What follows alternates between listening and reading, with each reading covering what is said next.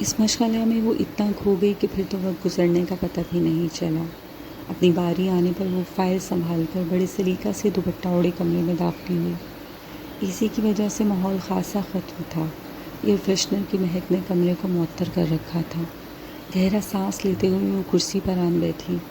سامنے ٹیبل کے گرد 3 افراد بیٹھے تھے۔ تینوں ہی دیکھے دیکھے سے لگ رہے تھے۔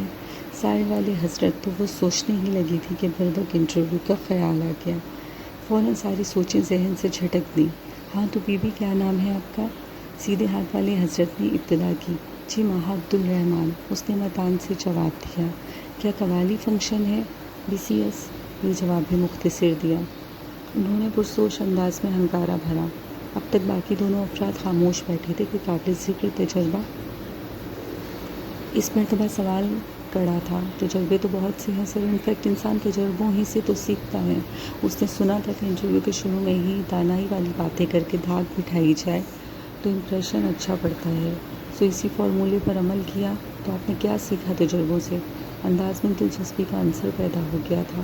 بہت کچھ سر، مثلاً یہ کہ انسان کو کبھی بھی اپنے راز دوسروں کو نہیں بتانے چاہیے، اور یہ کہ انسان کی آنکھیں اس کی شخصیت اور کردار کا آئینہ ہوتی ہیں۔ اور یہ کس قسم کے تجربے ہیں محترمہ؟ میں نے جاب کے تجربے کے متعلق پوچھا ہے۔ اس نے ٹوکا تو اسے بے پناہ خفت نے آن گھیرا۔ نو سر، جاب تو کبھی نہیں کی۔ اس پر سر جھکا کر شرمندگی سے جواب دیا گیا۔ آپ جاب کیوں کرنا چاہتی ہیں؟ اس بار سامنے بیٹھے شخص نے سوال کیا۔ دراصل سر، اس نے سیدھے ہوتے ہوئے مخاطب شخص کو دیکھا۔ وہ مائی گڈنس، ایکس فائلز کا ہیرو مولڈر، سوال جواب وہ سب کچھ بھول گئی۔ جی کچھ کہہ رہی تھی آپ؟ اسی مولڈر نے اس کے انہام کو توڑا۔ جی سر، اور یہ تو سوچا ہی نہیں تھا کہ یہ سوال بھی پوچھا جائے گا۔ وجہ تو اسے خود بھی معلوم نہیں تھی۔ جلدی سے ذہن پر زور ڈالا۔ میں ملک و قوم کی خدمت کرنا چاہتی ہوں۔ دماغ میں فوراً کام کیا اور ایک شاندار وجہ ڈھونڈ نکالی۔ اوہ آئی سی، لیکن محترمہ وہ رکا۔ ماہا عبدالرحمن، اس نے اس کی سوالیہ نظروں کا مفہوم سمجھا۔ تو مس ماہا عبدالرحمن، آپ کو کس نے کہا ہے ہمارا ادارہ ملک و قوم کی خدمت کرتا ہے؟ اب اس بے تکے سوال کا کیا جواب دوں؟ سر، قائد اعظم نے کہا تھا کہ واٹ؟ قائد اعظم نے کہا یہ بات، اور وہ بھی آپ سے، کہ یہ ادارہ ملک و قوم کی خدمت کرتا ہے؟ مولڈر کی آنکھوں میں حیرانی تھی جبکہ لبوں کے گوشوں میں مسکراہٹ۔ وہ خفیف ہو گئی۔ جی نہیں، قائد اعظم نے کہا تھا کہ کام کام اور صرف کام۔ آج کل میں فارغ تھی تو میں نے سوچا اپنی صلاحیتیں بروئے کار لاتے ہوئے کوئی مثبت کام کروں۔ اس بار اس نے نہایت سنجیدگی سے جواب دیا۔ اچھا، پھر ٹھیک ہے۔ اس بار بڑے تائیدی انداز میں سر ہلایا گیا۔ تو کیا صلاحیتیں ہیں آپ میں؟ اب سارے معاملات وہی کر رہا تھا۔ یہ تو آپ بتائیں گے، وہ ان کے ساری سے مسکرائی۔ یعنی صلاحیتیں آپ کی اور بتاؤں گا میں، یہ کیا بات ہوئی؟ پتہ نہیں وہ واقعی اتنی سادہ تھا یا بن رہا تھا۔ میرا مطلب ہے سر، جب آپ مجھے جاب دیں گے تو میرے کام کو دیکھ کر آپ کو خود ہی اندازہ ہو جائے گا میری صلاحیتوں کا۔ پتہ نہیں اتنی سیدھی سادی باتیں بھی ان کی سمجھ میں کیوں نہیں آ رہی۔ اچھا چلیں، یہ بات بھی طے ہو گئی، لیکن آخری الجھن رہ گئی۔ سر وہ کیا؟ اور یہ کہ آپ کی تعلیم بی سی ایس ہے جبکہ ہماری ڈیمانڈ ماسٹر ڈگری ہے، ساتھ 3 سالہ تجربہ۔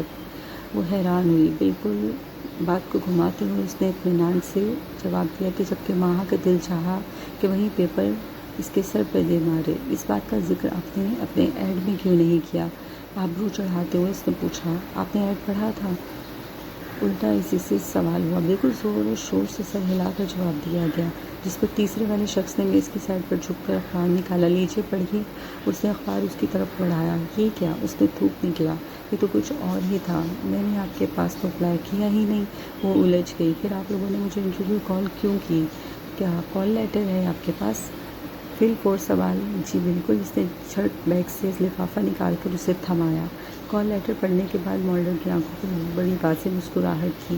مس ماہا عبدالرحمن، آپ کا مطلوبہ آفس نارتھ فلور پر ہے، جبکہ اس وقت آپ 3rd فلور پر تشریف فرما ہیں۔ ساری حقیقت سمجھ میں آئی تو دماغ جھٹ سے اٹھ گیا۔ 1 گھنٹے سے سر کی گردان جھک رہی تھی ایمی فضول نے۔ اس نے جھٹ فائل اپنے قبضہ میں کی۔ اتنی دیر سے مذاق اڑا رہے تھے، پتہ نہیں پہلے بتا نہیں سکتے تھے۔ اس نے حسب توفیق تینوں افراد کو کڑی نگاہ سے دیکھا اور کرسی کھسکا کر اٹھ کھڑی ہوئی۔ اس سے زیادہ کچھ کر نہیں سکتی تھی۔ بہرحال اتنی شاندار تجربے کے بعد طبیعت مزید کسی اور انٹرویو دینے کی اجازت نہیں تھی، اور ویسے بھی اب تو ٹائم تقریباً ختم ہونے کو تھا۔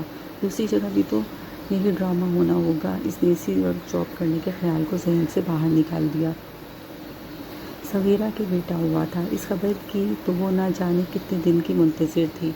उसने तो नाम भी सोच रखा था। हॉस्पिटल से सवेरा के घर आ जाने के बाद वो तो तकरीबन रोज़ ही इस छोटे से गुल को देखने जा पहुंची थी और आज तो उसकी रस्म अकीका थी। सो बड़े एहतमाम से तैयार होकर वो वहाँ गई। सवेरा का ससुराल काफ़ी बड़ा था। उसका हकीकी अंदाज़ा इसे आज हो रहा था। हालांकि सिर्फ करीबी रिश्तेदारों को बुलाया गया, लेकिन फिर भी अच्छी खासी। बताओ तो हमारे शहज़ादे की शक्ल किसमें मिल रही है? सवेरा की सास शनन ने अब्दुल मन्नान को गोद में लिए बैठी थी। माँ से पूछ बैठी, पता है आंटी, मैं भी कई रोज़ से सोच रही थी। आज आपने पूछा तो फ़ौरन समझ में आ गया कि इसकी शक्ल। सवेरा जो अपनी सास से किसी को मिलवाने लाई थी एकदम रुक गई। ना जाने क्या इरशाद कर देगी। मेरा तो ख्याल है दोनों से ही मिलती है। माँ ने कहा तो उसने सुकून का सांस लिया। हाँ, मैं भी यही कहती हूँ। आँखें और दहाना सवेरा पर है, नाक और रंग अज़ाम जैसा है।